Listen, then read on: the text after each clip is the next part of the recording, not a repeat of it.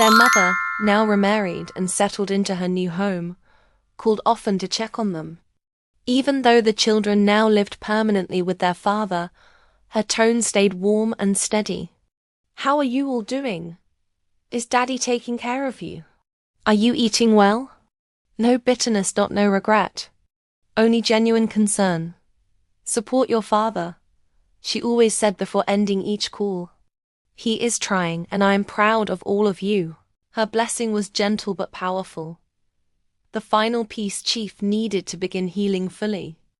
Settling into the old home again. Returning to their father's house after 11 long years with their mother felt strange at first. The house was still big. Wide hallways, spacious rooms, and the same old balcony that once overlooked happy childhood moments. But now it was quieter. No domestic staff, no housemaids. No drivers, just the four of them learning to breathe again under the same roof. Lola, now a university undergraduate on holiday, adjusted quicker than she expected. She took charge naturally, cleaning, organizing, and helping her siblings settle into the new rhythm of life. Tinu, in SS2, missed her mother's routines and the familiar faces of her old neighborhood. But she slowly found her footing, decorating her room and joining youth meetings at church.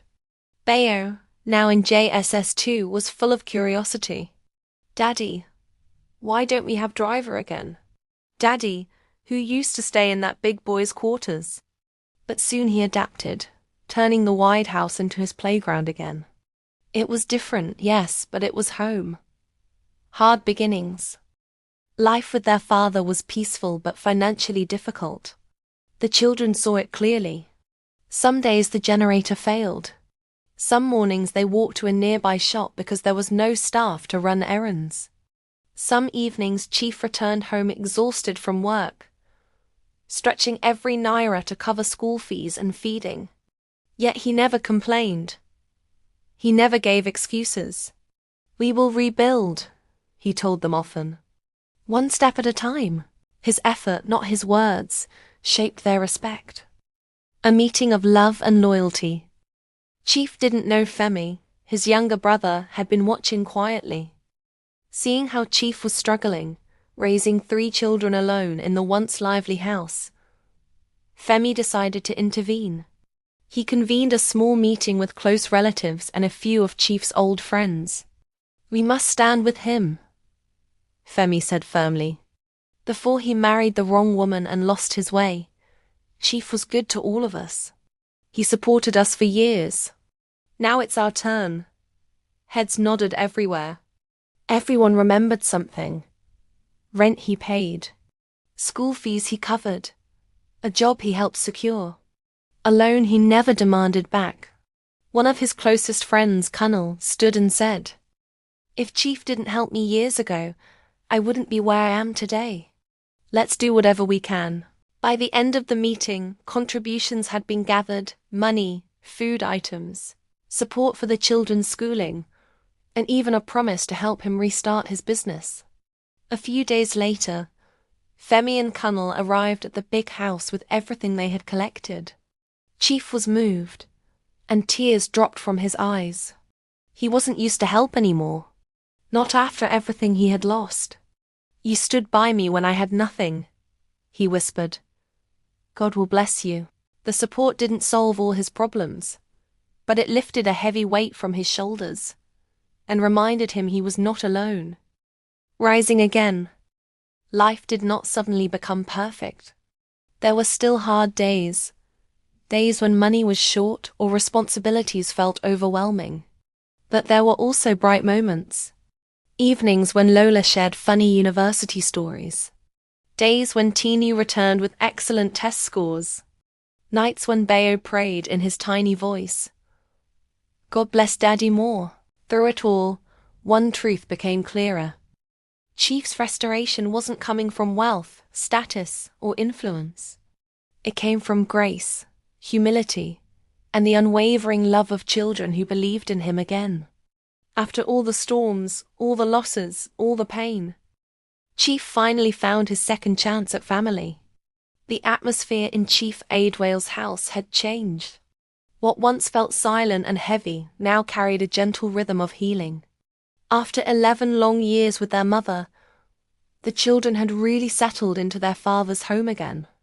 Life wasn't perfect, because things could be better, but the peace in the house was richer than anything they had imagined, and they never stopped praying for God's help and divine restoration. The big house, once full of domestic staff before Chief Aidwale fall, now ran on the simple heartbeat of family. Every corner slowly regained life, in laughter, shared meals, and moments of rebuilding. As Lola's university resumption drew near, she became more thoughtful. She knew leaving home again would shift the responsibility to her younger siblings. One afternoon, she sat Tinu down. "Tinu, when I go back to school, I need you to help Daddy," she said softly. "Make sure Bayo dresses well for school, help him with homework, and remind Daddy to rest." Tinu nodded seriously. "I'll do everything, Lola." Lola smiled, pulling her into a hug. "I know you will, my sister." She held Bayo too, explaining things gently. It wasn't fear, just love.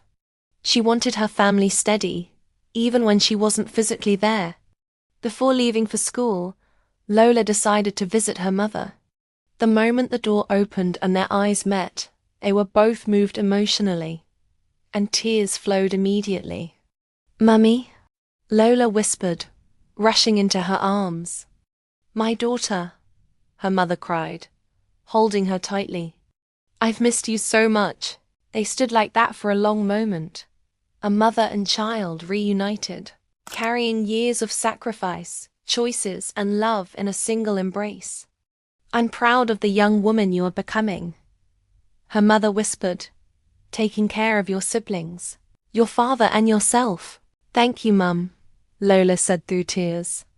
The visit strengthened her heart in a way words couldn't explain. A few days later, something extraordinary happened. A dark SUV stopped in front of their compound, and 2 well-dressed men approached the house. "Good afternoon, sir. Are you Chief Aidwale?" "Yes," he replied, surprised. "We are from Continental Holdings. We've come to see you regarding unclaimed dividends and accumulated interest from your previous investments, years back. The amount is significant." When they handed the documents to him and left, Chief's hands shook. He was moved, and tears dropped from his eyes. "God, after everything, you still remembered me."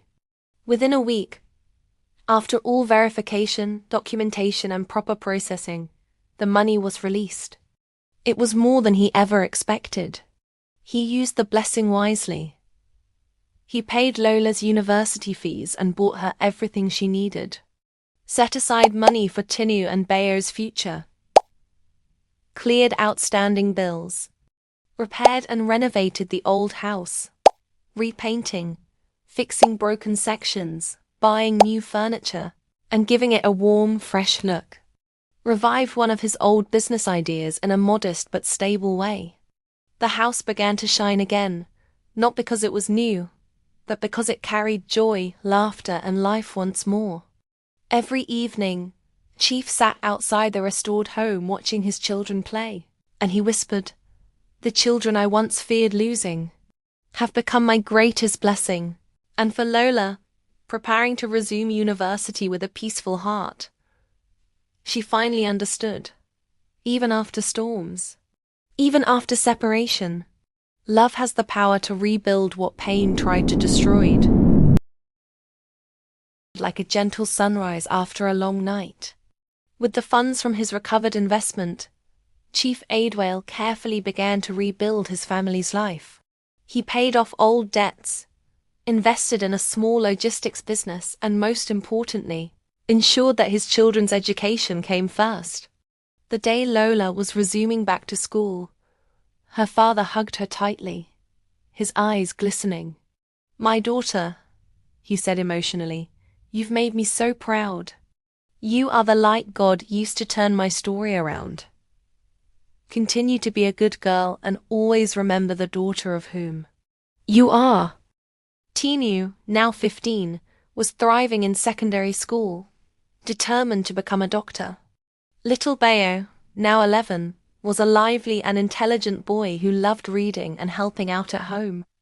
The children were growing beautifully, and peace truly returned to their lives. But as time passed, Chief began to feel a quiet emptiness. The house, though full of laughter, lacked the tender balance only a woman could bring. The children were growing fast, and he knew they still needed motherly care, guidance, and affection. One evening during Lola's weekend visitation, he sat her down to speak with her. He spoke softly. "Lola, you're grown now. I've been thinking about remarrying, not to replace your mother, for no one can replace her in NY life, but to bring more balance to this home. I'll be careful this time. I just want peace." Lola listened quietly, then nodded gently. "Daddy, if it will make you happy and help our home, I'll support you. But please, choose wisely this time." Chief smiled and patted her hand. "I will, my daughter. I've learnt my lesson." A few months later, through a distant cousin, Chief met a woman named Miss Dupe.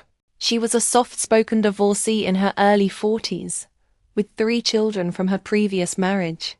Her children lived with her relatives in another town, so she stayed alone. Having completed the divorce process that Lola's mummy required, he is now free to move on. He approached Miss Dupe and she agreed to marry him. At first, she appeared kind, respectful, and understanding. She listened when Chief spoke, showed concern for his children, and even prayed with them during visits. Everyone, including family friends, thought she would make a good wife. Their marriage was a simple traditional ceremony attended by close family and a few friends. Chief didn't want noise or extravagance, only peace and companionship. Soon after the marriage, he helped her settle in, and with the support of his relatives, he secured her a job as an administrative assistant in a nearby private school. The first few months were peaceful. She cooked, cared for the home, and even helped the children prepare for school.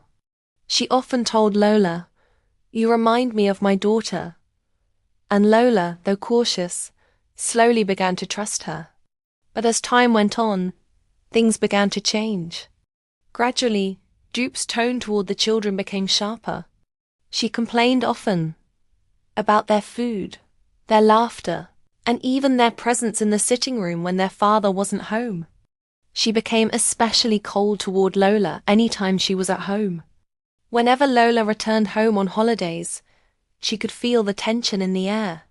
Her stepmother no longer smiled genuinely, and even Tinu and Bayo noticed the change. One afternoon, as Chief returned from work, he found Dupe sitting outside, looking upset. "Your children are becoming too proud," she said bitterly. "Especially that Lola. She thinks she's wiser than everyone else, simply because she in mass communication department in the university. I don't know whether she wants to use me practice mass communication."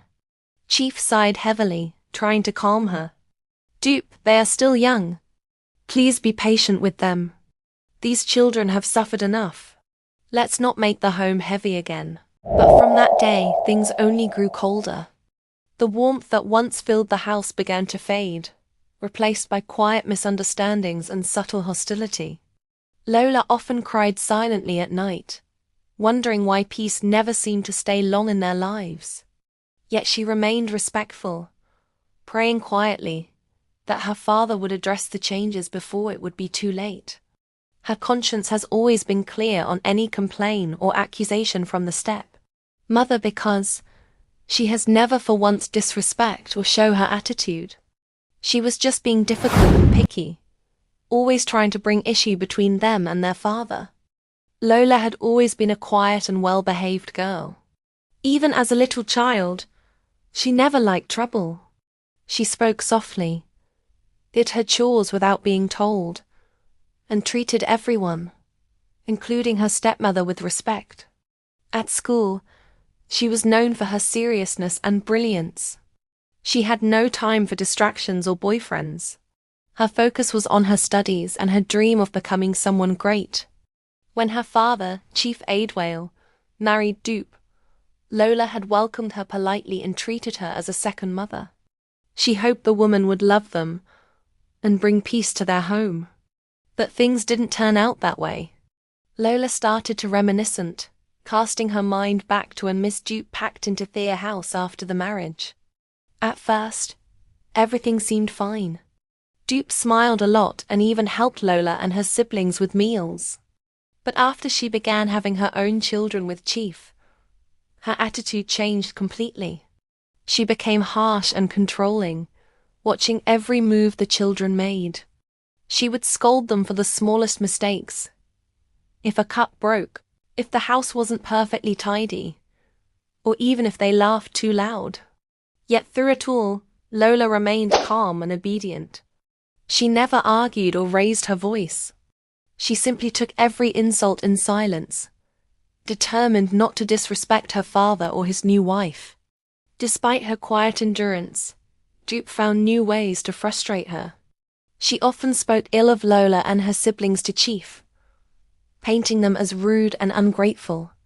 "Your daughter doesn't greet me well again," she would say. Or, "Those children are becoming lazy. I can't control them anymore." Chief, tired from work and not wanting another quarrel, would sigh and say nothing. Sometimes Lola's mother came to visit. She often brought food, clothes, and little gifts for the children. But each time she came, Dupe would complain bitterly about them, accusing Lola of pride and Tinu of disobedience. "She's pretending to be a saint before you," Dupe would say with false concern. "But when you leave, you'll not believe the kind of person she becomes." These words always broke their mother's heart. She would leave the house in tears, confused and helpless, wondering why her children were being so misunderstood. But Lola never defended herself. She never reported the wickedness or argued back. Deep inside, she knew her mother understood her better than anyone. She just prayed silently that one day, the truth would come out. Each night, when everyone slept, Lola would sit by the window, thinking of her dreams, to make her parents proud, to lift her siblings out of hardship, and to prove that patience and goodness always win. Though the world around her seemed unfair, Lola's heart remained steady. She told herself over and over, "I will not give up. I will study hard, succeed, and be a good example to my brother and sister." It was this quiet determination that became her strength, the light that guided her through the shadows that surrounded Homedot to be continued. Dupe's jealousy and bad attitude had now grown into something dark and consuming. No matter how much Chief Aidwale loved and praised his children, her heart burned hotter. Every smile from him toward them felt like an insult. Every success they achieved reminded her that she would never truly have his heart. When her lies and complaints failed to turn Chief against them, she decided to take a different path, one far more dangerous. Quietly, she began visiting native doctors and spiritualists. Her mission was clear: to destroy the children's progress. At first, the effects were slow and subtle. But as she continued adding stronger charms and visiting more diabolical places, things began to change drastically in the children's lives. Lola, once one of the brightest students in her university, started to lose focus. Her memory grew dull. Her interest in school faded, and she became easily tired. She would study for hours and still fail simple tests. Her lecturers noticed the change. "She's not the same student we used to know," one of them said. Her grades dropped so badly that she had to repeat a year, and eventually, she lost 2 full years in total before completing her program. For someone who had always been top of her class, it was a heavy blow. Her younger sister, Tinu, also began to change. She started moving with bad friends, skipping classes, coming home late, and arguing with teachers. Her once bright future started to dim, and Chief couldn't understand what was happening. As for Bayo, The youngest, he became stubborn and restless. He stopped listening to instructions, preferred the company of street boys, and even began to lie, something he had never done before. It was as if a dark cloud had settled over the three children, drawing them away from the light that once guided their lives.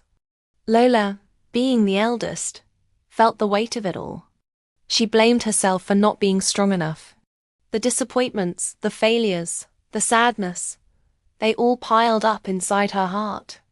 She became more withdrawn, avoiding people, speaking less, and keeping her thoughts to herself.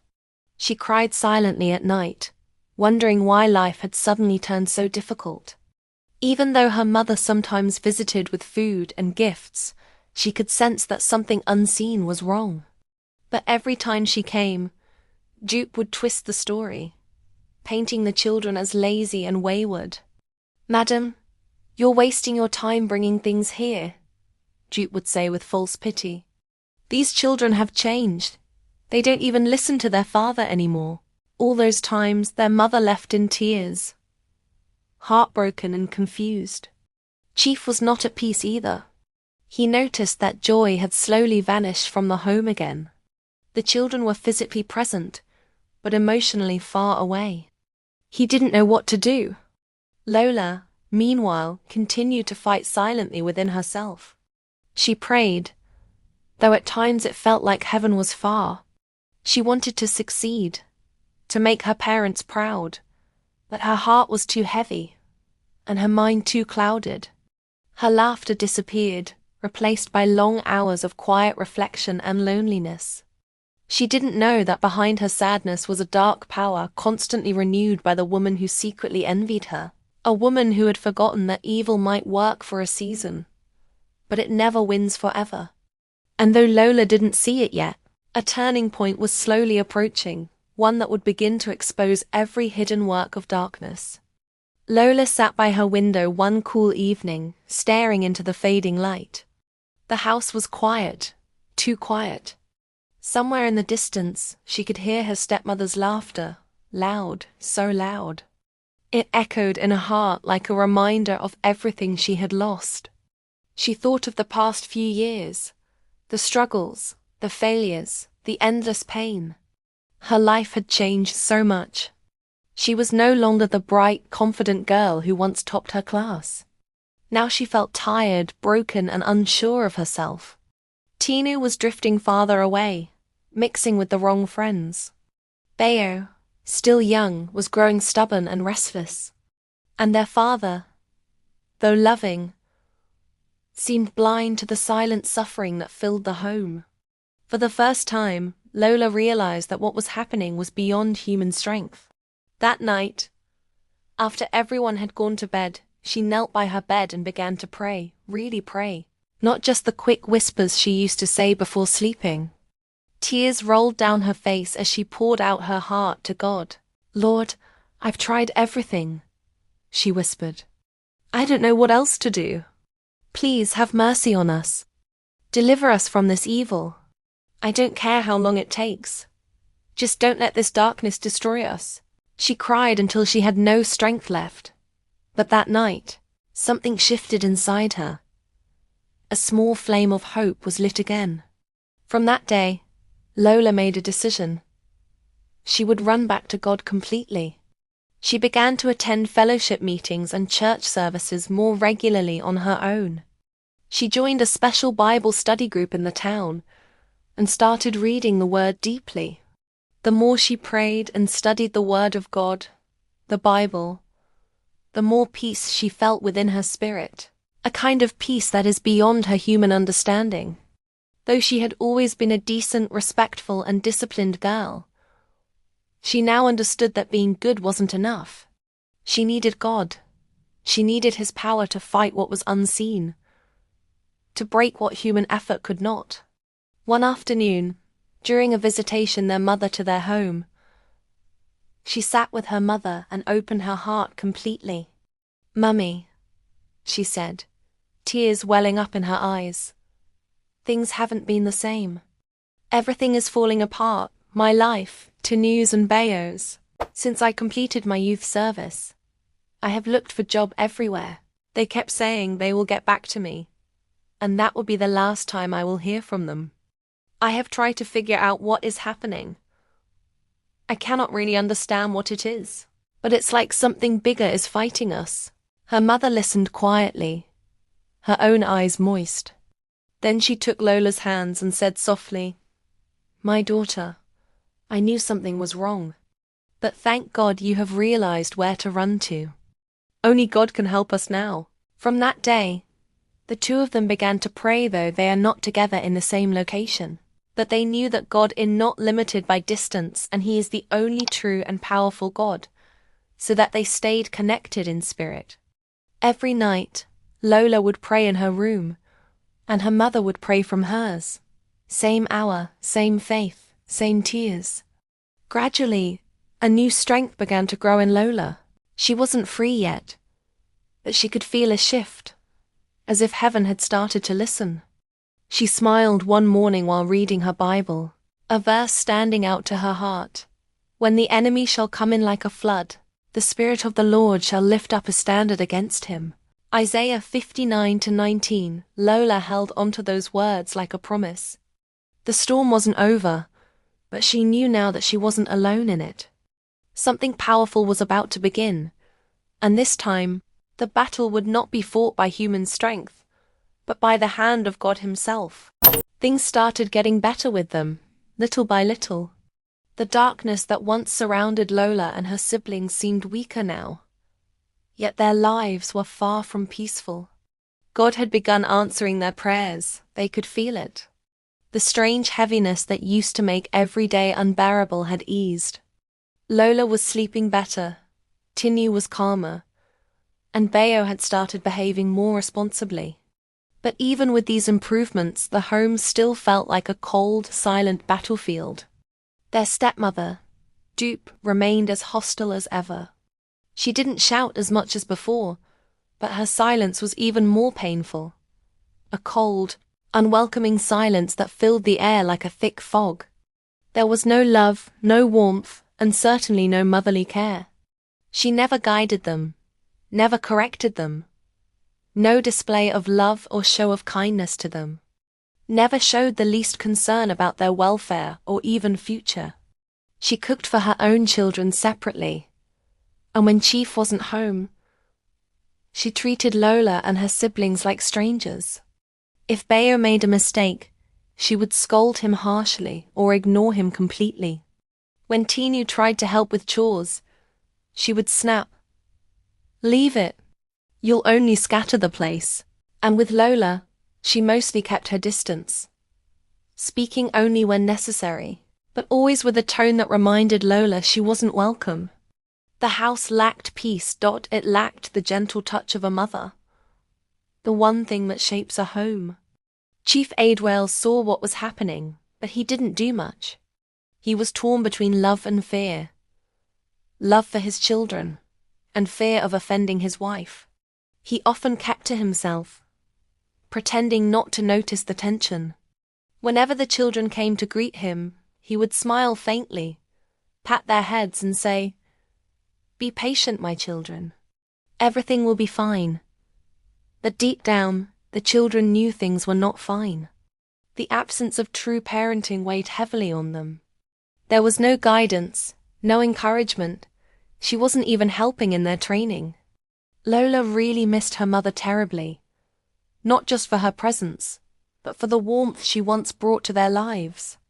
Though her mother still called and prayed from afar, her absence in the home left a painful emptiness. Lola did her best to hold the family together. She prayed daily, studied hard, and encouraged her siblings to stay strong.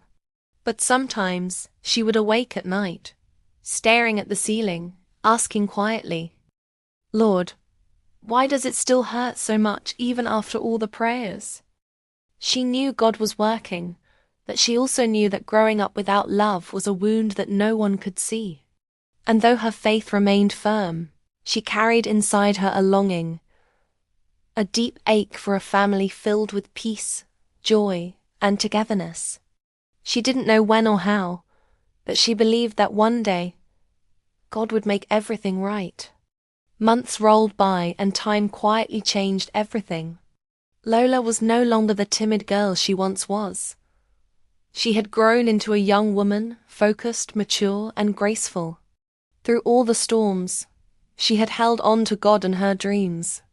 After months of perseverance, prayers, sleepless nights, and countless tears, she finally got a job in a multinational organization, and life seemed better and future brighter now, so she thought. Tinu, her immediate younger sister, had just finished writing her WAEC examinations, and the whole family waited anxiously for her result. When it finally came out, she passed very well. Her grades were good enough for university admission. Lola was so proud of her sister. She hugged her tightly and said with a bright smile, "Tinu, you did so well. I'm sure Mum will be so proud when she hears." But before Tinu could even dream of which university to choose, their stepmother, Dupe, had already made up her mind. One quiet evening, while the family was gathered in the sitting room, Dupe spoke up. Her voice carried that usual tone of authority that made everyone uneasy. "Chief," she said, turning to Lola's father, "I think it's better for this girl to go and learn a skill. These days, acquiring skills are better than going to school. Not everyone needs university." Chief looked up from where he sat, hesitated a little, then nodded slowly. "You may be right," he said weakly, avoiding Lola's questioning eyes. Sighed. "So what do you now suggest?"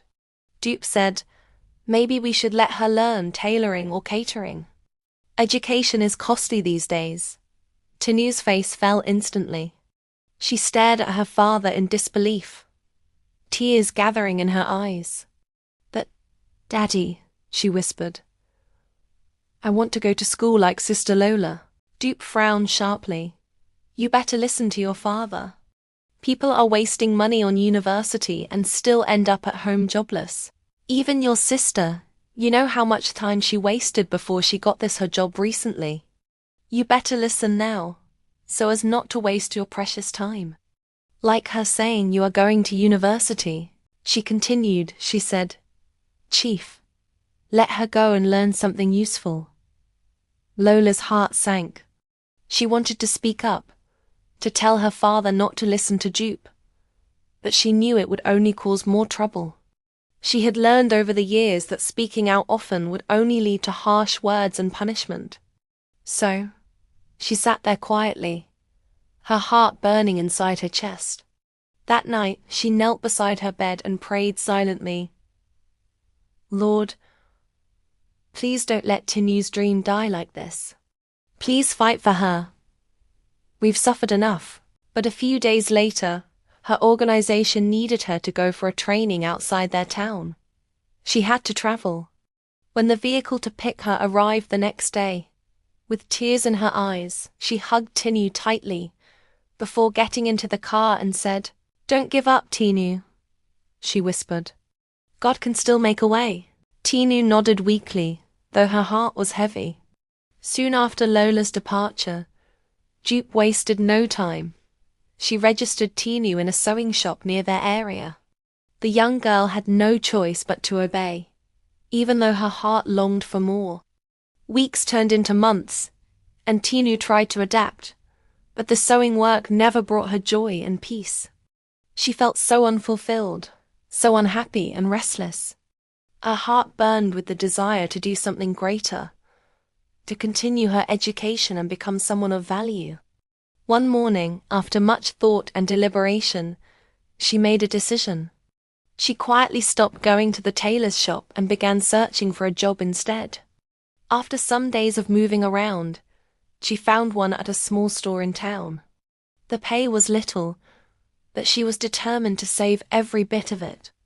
Her plan was clear. She would sponsor herself to school, no matter how long it took. Tinu knew the journey wouldn't be easy, but for the first time, she felt a spark of purpose light up in her heart again. Even though she still lived under her father's roof, She carried within her a silent determination, a fire that no one, not even Dupe, could quench. Time moved steadily, and life seemed to settle into a quiet routine. Lola was away on official assignment, but was in touch with her siblings, doing her best to play her role as the second mummy that she was to her siblings. Whenever she could, she often sent them small gifts, money, encouraging letters, always reminding them to stay strong and keep trusting God. Back at home, Tinu was growing into a determined young lady. She had now been working for about 10 months in the small store where she was employed. The pay was modest, but she was careful with every naira. She saved little by little, always telling herself, "One day I'll go to school. I'll make my mum and sister proud." Each month she watched her savings grow. Not much, but enough to give her hope. Her heart was fixed on her goal, and though life at home was far from peaceful, she endured in silence. Dupe, their stepmother, still ruled the house with an iron hand. Her words were harsh, her tone cold, and her love non-existent. Chief Aidwale, their father, on the other hand, remained silent most times, torn between his children and the woman he didn't know how to confront. Then one afternoon, an event happened that shook the little peace remaining in the family. Bayo, the youngest of the 3 siblings, made a simple mistake. Something small, something every child his age could have done. He was just 15 years few months, full of energy and curiosity, but also still learning. He had mistakenly broken a small decorative bowl that belonged to Dupe.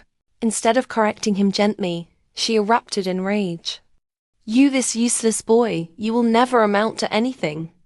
Get out of my house before I lose my temper," she screamed, her voice echoing through the compound.